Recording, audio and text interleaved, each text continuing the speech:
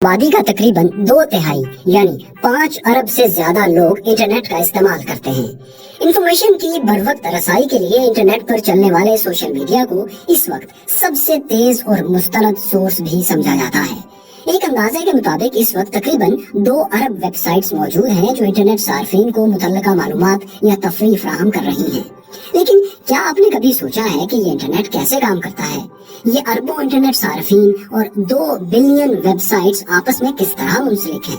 Internet का मालिक कौन है और कौन इस इंटरनेट को कंट्रोल कर सकता है? इस मौजू से मुतल्लिक दीगर दिलचस्प सवालात के जवाबात भी हमारी इस वीडियो का मौजू है।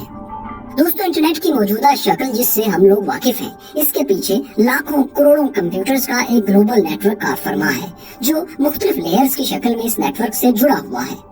ऑनलाइन शॉपिंग हो या सोशल मीडिया का इस्तेमाल, किसी भी मौजू पर मालूमात हासिल करनी हो या ऑनलाइन गेम्स खेलनी हो, इंटरनेट का इस्तेमाल दुनिया के तकरीबन हर शोबे में नजर आता है। इंटरनेट पर कोई भी कंटेंट देखने के लिए एक मखसूस वेबसाइट को विजिट करना होता है जहां पर ये कंटेंट मौजूद होता है। वेबसाइट का नाम कैसे हासिल किया जाता है, कौन हमारी वेबसाइट को रजिस्टर करता है और इंटरनेट पर मौजूद वेबसाइट्स को कौन कंट्रोल और मैनेज करता है, इन सवालों के जवाब जानने के लिए इंटरनेट के चंद बुनियादी कॉन्सेप्ट्स को जानना बहुत जरूरी है। आपकी स्क्रीन पर चलने वाली इस वीडियो का डाटा गूगल या यूट्यूब के एक डाटा सेंटर पर महफूज है जो आपसे हजारों किलोमीटर दूर हो सकता है। इस वीडियो डाटा का अपने सोर्स यानी डाटा सेंटर से एंड यूजर यानी मोबाइल या लैपटॉप स्क्रीन तक पहुंचने का तवील सफर नहायत दिलचस्प और नाकाबिल यकीन है। इंटरनेट पर मौजूद कोई भी मवाद जब हम तक पहुंचता है वो मुतल्लिका सेंटर्स के अंदर किसी डाटा स्टोरेज डिवाइस जैसा कि सॉलिड स्टेट डिवाइस SSD में महफूज होता है। बिल्कुल हमारे लैपटॉप की हार्ड डिस्क की तरह ये SSD किसी ताकतवर कंप्यूटर जिसे सर्वर कहते हैं उसकी अंदरूनी मेमोरी के तौर पर काम करती है। सर्वर का काम वीडियो या दीगर महफूज शुदा मवाद को यूजर की दरख्वास्त पर उसे फराहम करना है। अब चैलेंज ये है कि डाटा सेंटर में महफूज डाटा को आपकी डिवाइस पर कैसे मुंतकिल किया जाए। दोस्तों, इंटरनेट के इस प्रोसेस को समझने के लिए पहले हम IP यानी इंटरनेट प्रोटोकॉल एड्रेस के कॉन्सेप्ट को समझते हैं। हर डिवाइस जो इंटरनेट से मुंसलिक है, चाहे वो सर्वर हो, कंप्यूटर हो या मोबाइल फोन, इनफरादी तौर पर नंबरों के एक सीक्वेंस से पहचाना जाता है जिसे IP एड्रेस कहा जाता है। जिस तरह आपके घर की मुनफरिद शिनाख्त आपके घर का एड्रेस होता है और आपको जो भी खत भेजा जाता है वो आपके घर के पते की वजह से आप तक पहुंचता है, बिल्कुल उसी तरह इंटरनेट की दुनिया में एक IP एड्रेस शिपिंग एड्रेस के तौर पर इस्तेमाल होता है जिसके जरिए तमाम मालूमात अपनी मंजिल तक पहुंचती हैं। आपके मोबाइल फोन या लैपटॉप को आपका internet service provider IP address assign करता है। इस तरह डाटा सेंटर में मौजूद सर्वर का भी एक IP एड्रेस होता है। सर्वर आपका अपना कंप्यूटर और लैपटॉप भी हो सकता है, लेकिन बड़ी वेबसाइट्स का डाटा महफूज करने के लिए एक अलग और ताकतवर सर्वर दरकार होता है। गूगल या यूट्यूब जैसी वेबसाइट्स के लिए तो पूरा डाटा सेंटर ही स्टोरेज के लिए वक्फ होता है। चूंकि ये सर्वर वेबसाइट को स्टोर करता है, लिहाजा आप सर्वर का IP एड्रेस जानकर ही किसी वेबसाइट तक रसाई हासिल कर सकते हैं। अब किसी एक शख्स के लिए इतने ज्यादा IP एड्रेस याद रखना बहुत मुश्किल काम है, इसलिए इस मसले को हल करने के लिए youtube.com या facebook.com वगैरह जैसे डोमेन नेम इस्तेमाल किए जाते हैं जो IP एड्रेस से मुताबिकत रखते हैं। अब सवाल ये पैदा होता है कि इंटरनेट को हमारी डोमेन नेम के मुताबिक IP एड्रेस कहाँ से मिलते हैं। इस मकसद के लिए इंटरनेट एक बड़ी फोन बुक का इस्तेमाल करता है जिसे DNS यानी डोमेन नेम सिस्टम कहा जाता है। जिस तरह आपके मोबाइल फोन में किसी शख्स के नाम से उसका मोबाइल नंबर महफूज होता है, उसी तरह DNS सर्वर डोमेन नेम से मुतल्लिका IP एड्रेस फराहम करता है। मुख्तसर ये कि आप अपने वेब ब्राउजर पर डोमेन का नाम दर्ज करते हैं और ब्राउजर मुतल्लिका IP एड्रेस हासिल करने के लिए DNS सर्वर को दरख्वास्त भेज देता है। IP एड्रेस हासिल करने के बाद आपका ब्राउजर डाटा हासिल करने की दरख्वास्त मुतल्लिका डाटा सेंटर पर मौजूद सर्वर को भेजता है।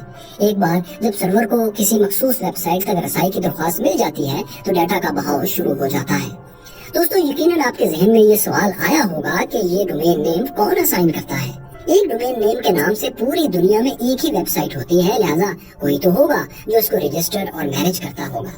आइए इसका जवाब जानने की कोशिश करते हैं। किसी भी वेबसाइट लिंक के 2 अहम हिस्से होते हैं, एक डोमेन नेम और एक टॉप लेवल डोमेन। मिसाल के तौर पर www.youtube.com में YouTube डोमेन नेम है और .com टॉप लेवल डोमेन है।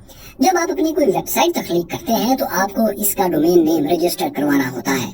इसी तरह वेबसाइट पर मौजूद मवाद को डाटा को महफूज करने के लिए एक वेब सर्वर भी दरकार होता है जिसका जिक्र हम पहले ही कर चुके हैं।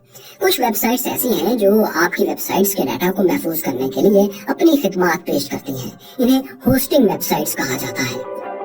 डोमेन नेम की रजिस्ट्रेशन और पूरे डोमेन नेम सिस्टम यानी DNS के मैनेजमेंट का काम जिस इदारे के जिम्मे है वो ICANN है।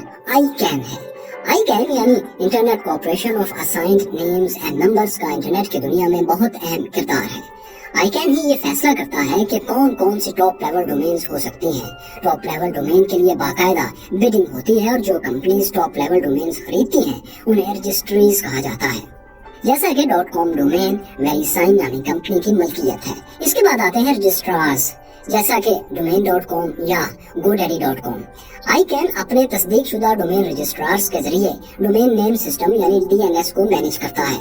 रजिस्ट्रार्स खुद किसी टॉप लेवल डोमेन के मालिक तो नहीं होते, लेकिन ICANN की तरफ से इन्हें ये इख्तियार दिया गया है कि वो आपका मतलूबा डोमेन नेम आपको फरोख्त और रजिस्टर कर सकते हैं। दोस्तों, इसी तरह IP एड्रेसेस को मैनेज करने का काम इंटरनेट असाइंड नंबर अथॉरिटी यानी IANA के पास है, जो ICANN का ही एक ज़ेली इदारा है। इंटरनेट को इस तरह स्टैंडर्डाइज करना इसलिए जरूरी है ताकि दुनिया में बैठा कोई शख्स, चाहे वो न्यूयॉर्क में हो, बीजिंग में या लाहौर में, उसकी बनाई हुई वेबसाइट दुनिया के तमाम इंटरनेट सार्फिन की दस्तरस में हो। और ये इसी सूरत मुमकिन है जब इन वेबसाइट्स की इंटरनेट पर स्टोरेज और सार्फिन तक डाटा ट्रांसमिशन का निज़ाम पूरी दुनिया में यकसा हो, एक जैसा हो।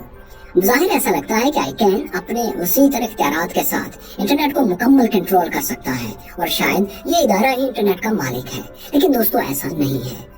ICANN एक रेगुलेटरी अथॉरिटी जरूर है, लेकिन इंटरनेट बजाते खुद एक डिसेंट्रलाइज्ड नेटवर्क है, बल्कि बहुत सारे अलग अलग नेटवर्क्स का एक मजमुआ है।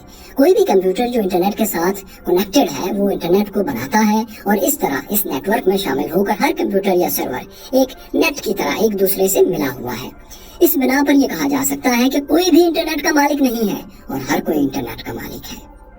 दोस्तों, आइए हम ये जानने की कोशिश करते हैं कि दुनिया के तमाम इंटरनेट सार्फिन और वेबसाइट सर्वर्स आपस में किस तरह कनेक्टेड हैं और इनके दरमियान डाटा ट्रांसमिशन किस तरह होती है। डाटा को एक जगह से दूसरी जगह तक पहुंचाने का एक आसान तरीका सैटेलाइट का इस्तेमाल भी हो सकता है।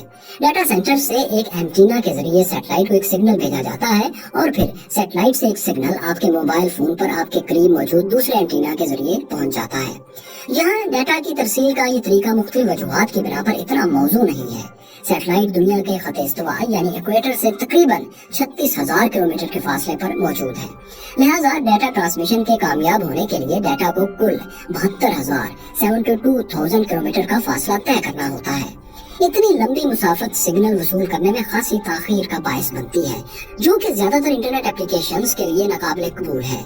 मजीद ये कि मौसम की खराबी इस कम्युनिकेशन पर असरअंदाज होती है। इसके अलावा बैंडविड्थ की कमी और दीगर तकनीकी मसाइल भी इस तर्ज की कम्युनिकेशन की राह में रुकावट है। क्योंकि इंटरनेट की कम्युनिकेशन इतने बड़े स्केल पर बजरिया सैटेलाइट इतनी मौजू नहीं, इसलिए अब हम आपको ये बताते हैं कि प्रैक्टिकली ये सब दरअसल होता कैसे है। इस मकसद के लिए ऑप्टिकल फाइबर्स का एक बहुत वसी निजाम मौजूद है, जिसके जरिए डिजिटल डाटा लाइट पल्सेस की सूरत में मुंतकिल किया जाता है। दुनिया में ऑप्टिकल फाइबर्स का मुकम्मल नेटवर्क 3 मुख्तलिफ लेवल्स में तकसीम किया गया है, जिन्हें टीयर्स कहा जाता है। टीयर 1 पर ऑप्टिकल फाइबर के जरिए दुनिया के तमाम बर्रे आज़मों, कॉन्टिनेंट्स को और कंट्रीज को मिलाया गया है। इस दौरान उन्हें अक्सर दुश्वार गुजार इलाकों जैसे पहाड़ों या समंदर के नीचे से भी गुजारना पड़ता है। टीयर 1 के मशहूर ISPs में AT&T, NTT, वेरिज़ोन और TATA कम्युनिकेशंस शामिल हैं। इससे नीचे मुल्कों के अंदर मुख्तलिफ रियासतों और सूबों और शहरों को आपस में मिलाने के लिए ISPs टीयर 2 काम करते हैं। इसके बाद टीयर 3 ISPs आते हैं, जो कि सिर्फ एक मखसूस इलाके के सार्फिन को आपस में मिलाते हैं और बैक एंड पर टीयर 2 और बिलाखिर टीयर 1 नेटवर्क से मिले होते हैं। यहाँ ये बात जानना भी नहायत अहम है कि पाकिस्तान समेत कुछ ममालिक ऐसे हैं जहाँ टीयर 3 नेटवर्क ऑप्टिकल फाइबर्स के बजाय कॉपर की तारों से कायम किया गया है, लेकिन इंटरनेट से कनेक्ट होते ही कहीं ना कहीं आप ऑप्टिकल फाइबर के इस नेटवर्क के साथ जरूर मुंसलिक हो जाते हैं। अगर आप सेलुलर यानी मोबाइल डाटा या किसी भी वायरलेस इंटरनेट डिवाइस का इस्तेमाल करते हुए इंटरनेट तक रसाई हासिल कर रहे हैं, तो ऐसे मामलात में सिग्नल या डाटा को ऑप्टिकल केबल के जरिए पहले मोबाइल टावर को भेजा जाता है और फिर ये डाटा इलेक्ट्रोमैग्नेटिक वेव्स की सूरत में टावर से आपके सेल फोन या इंटरनेट डिवाइस तक पहुंचता है। इसी तरह हमारे घरों में इस्तेमाल होने वाला वायरलेस राउटर भी केबल के जरिए आने वाले सिग्नल को ही आपके मोबाइल फोन या लैपटॉप तक वायरलेसली ट्रांसमिट करता है। यूं दुनिया में मौजूद तमाम इंटरनेट सार्फिन ऑप्टिकल फाइबर के इस वसी नेटवर्क से किसी न किसी तरह जुड़े होते हैं और इसी नेटवर्क के जरिए एक दूसरे से कनेक्टेड होते हैं। ऑप्टिकल फाइबर्स के जरिए डाटा को पैकेट्स की सूरत में भेजा जाता है और इसके लिए मुख्तलिफ प्रोटोकॉल्स इस्तेमाल होते हैं। प्रोटोकॉल्स डाटा पैकेट के साथ सोर्स और डेस्टिनेशंस के पते को मुंसलिक करने और इनकी सिक्योरिटी के हवाले से असूल वज़ा करते हैं। इंटरनेट बिलाशुबा इंफॉर्मेशन, एंटरटेनमेंट और कम्युनिकेशन का एक जदीद जरिया है। आज की इस मालूमाती वीडियो में हमने इंटरनेट की टेक्नोलॉजी को समझा और ये जाना कि इस वसी नेटवर्क को बनाने और मैनेज करने में कौन कौन से मराहिल शामिल हैं। हमने ये भी देखा कि इंटरनेट के जरिए कोई भी कंटेंट किस तरह हम तक पहुंचता है। ये वीडियो आपको कैसी लगी, इस बारे में आपकी जो राय है हमें कमेंट्स में जरूर लिखिए। शुक्रिया।